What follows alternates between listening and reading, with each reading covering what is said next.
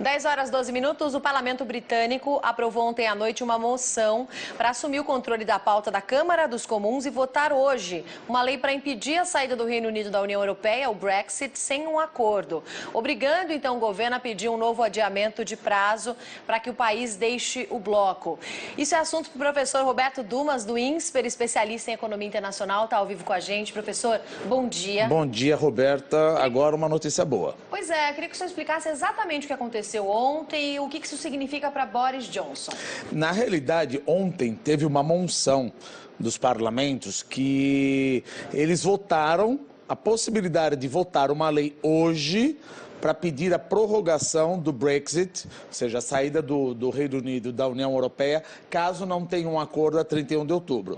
Isso é praticamente uma derrota para Boris Johnson, porque Boris Johnson pediu a suspensão do parlamento para a rainha justamente para limitar a discussão da saída do Reino Unido da União Europeia. Então, é uma perda para o Boris Johnson. Então, mas aonde que isso se beneficia? Boris Johnson agora vai ter que ficar discutindo pelo menos até dia 31 de janeiro de 2020, como vai sair ou como não vai sair. E ele já falou, olha, se por um acaso essa lei que vai ser aprovada hoje, ontem foi só a aprovação de que votariam a lei hoje, provavelmente a lei vai ser aprovada. Ele falou, se a lei for aprovada, eu vou pedir eleições antecipadas, que eles chamam snap elections. Só que para você pedir eleições antecipadas, você precisa 2/3 do parlamento aprovado, de 650. Só que os 2/3 já falaram, eu não vou aprovar eleições antecipadas, a não ser que essa lei que eu esteja aprovando já não esteja no estatuto do parlamento. Então não vai adiantar nada. Então, no frigir do ar, o que nós estamos pensando? Muito provavelmente o Brexit vai ser postergado mais uma vez para 31 de janeiro de 2020. É o que tudo indica. Mas o Boris Johnson, ele parece que de vez em quando ele fica fora da casinha. Então não sabe o que ele pode fazer. Mas venceu, vamos dizer, a democracia, porque se você pensar a democracia, o que é? A democracia representativa do parlamento. Então ele falou, olha, ninguém está falando que a gente não quer sair. A gente vai sair.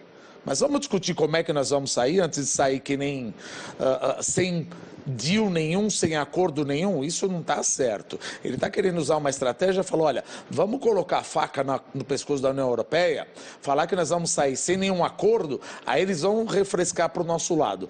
Não é assim que se faz. Vamos discutir, vamos fazer. Escuta, vocês estão discutindo desde 2016. Você foi eleito como primeiro-ministro. Não tem mais nada para você fazer, a não ser estressar o negócio. A União Europeia fica, ou seja, entramos numa guerra comercial que nem ficou Estados Unidos e China. Não é assim que faz. Então, a única coisa que vai acontecer, ó, acalma teu ânimo. Vamos discutir até 2020 como é que você vai sair. Ele falou, não, nós vamos sair dia 31 de outubro, aconteça o que acontecer. Não, não é assim, é uma democracia representativa, a gente gostaria de discutir.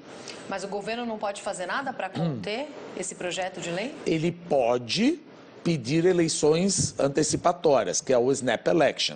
Mas para ter essa eleição antecipatória, que eu te falei, você precisa de 2/3 de aprovação.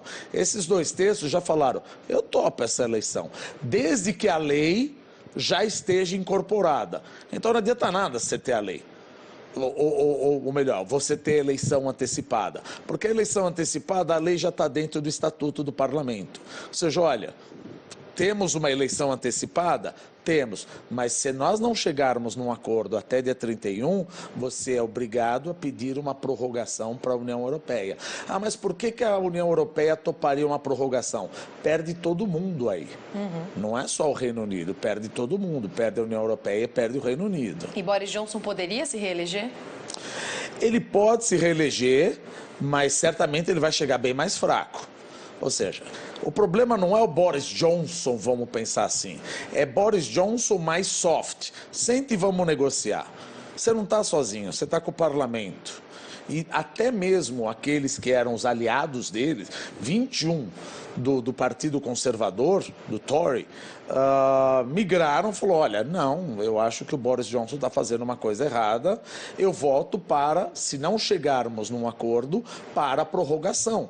É importante que tenhamos uma discussão. ele está querendo ganhar no tapetão, que nem vamos dizer assim. Ele pediu para a rainha da Inglaterra, a Elizabeth, fazer o quê? Olha, suspender as atividades do parlamento por 5 semanas. Para que você pediu isso? Para não dar tempo para o parlamento discutir. Só que antes disso acontecer, o parlamento já tende a aprovar essa lei hoje, que você precisa pedir a prorrogação se não chegar num acordo até 31 de outubro. Sim. Agora, o Brexit sem acordo continua sendo uma possibilidade. Ah, sim. A gente sempre fala por aqui sobre isso por causa dos problemas econômicos que isso poderia trazer, não só para a própria União Europeia, mas para outras regiões do mundo também. Vamos relembrar um pouco, professor? Por exemplo, para o Brexit, ou seja, para o Reino Unido, se você começa a olhar, 12% do PIB do Reino Unido vem de serviços financeiros. Sim. Só que a União Europeia diz o seguinte, que é o passaporte. Quando um banco, uma instituição financeira está num dos países dos 28 membros da União Europeia, você não precisa ter uma nova instituição financeira ou uma subsidiária ou quer que o valha, em outro país. Você pode atender todos os seus clientes em um desses 28 países. No momento que você sai da União Europeia, essa instituição financeira não pode mais atender os outros países. Então, você já sabe que o Bank of America, o Barclays e o JP Morgan já deixaram mais ou menos claro que vão deixar o Reino Unido e vão abrir outras matrizes em outro lugar. Quem mais vai sair? Vai ter outra coisa, outro ponto.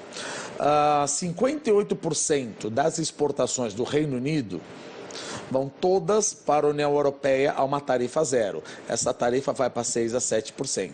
53% de todas as exportações da União Europeia vai para o Reino Unido. Essas tarifas vão para 7%. Então, a inflação lá vai ser pior. Ou seja, o comércio internacional, já tem os Estados Unidos e China, o comércio internacional intra-Europa vai ficar pior.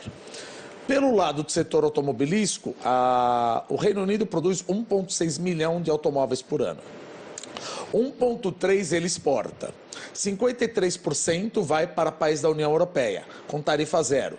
Essa tarifa vai para 10%. Adivinha o que vai acontecer? Honda já falou que vai sair. Falou, olha, para que eu vou produzir carro no Reino Unido e tendo que pagar 10% de exportação se eu posso produzir em outro país? E não é só essas empresas que estão saindo do Reino Unido. Estão saindo Sony, Hitachi, Philips, Unilever, que nem eu falei, o JP Morgan, Sim. Honda, todas essas empresas já estão saindo do Reino Unido e querendo ir para a União Europeia para evitar tudo isso. E o Brasil também é impactado. Por que o Brasil é impactado, que a gente sempre fala? Puxa vida, mas o Brasil não tem relação comercial com a União Europeia, com o Reino Unido. De fato, você tem aí uma relação de 7 bi. O problema não é esse. O problema é que eu tenho transações comerciais com a União Europeia de 74 bilhões de dólares. 42 bilhões de dólares eu exporto só para a União Europeia. Se a União Europeia cresce menos por causa do Brexit, eu vou vender menos. Então, olha só, estou vendendo menos para o mundo inteiro. Por isso, um dos motivos que você vê que no segundo TRI de 2019, o peso de exportação caiu 1,6 no Brasil. Sim. Agora, bom, professor, a gente falou bastante sobre o Brexit, mas tem outro assunto internacional que eu queria repercutir com você. Sobre Hong Kong, a líder do executivo anunciou a retirada definitiva do projeto de lei que previa extradições à China continental, que foi motivo aí inicial por trás das manifestações que a gente vem acompanhando há várias semanas. A situação por lá deve ficar mais tranquila? Graças a Deus deve. Porque se você pensar, por exemplo, a crise de 1989, o massacre de 1989, em nenhum momento começou com um pedido de mais democracia. Começou com um pedido de reconhecimento de Beijing, que o reformista Hu Yaobang fosse reconhecido como verdadeiro reformista por Beijing. Beijing não reconheceu. E isso automaticamente levou uma escalada de tensão e essa tensão voltou para pedido de democracia. Então, como é que eu entendo isso? Para evitar uma escalada de tensão e pedir mais democracia, porque aí o negócio ia ficar feio, vamos perder os anéis ao invés de perder as mãos. Vamos deixar com que a lei de extradição saia de pauta, porque se o negócio começa a esquentar, como esquentou em 1989, estava um passo dos estudantes começarem a pedir cada vez mais democracia. E isso não ia acontecer. Então, vamos liberar a lei de extradição, ao invés de ter que colocar o tanque, eventualmente, por causa de democracia. Sim, então a situação a partir de agora deve ficar mais tranquila. Deve melhorar. E os mercados também vão sentir... Tanto a libra esterlina como os mercados asiáticos devem ter melhorado já. Tá certo. Professor, muito obrigada pela entrevista. Obrigado, Até eu que semana agradeço. que vem, segunda-feira.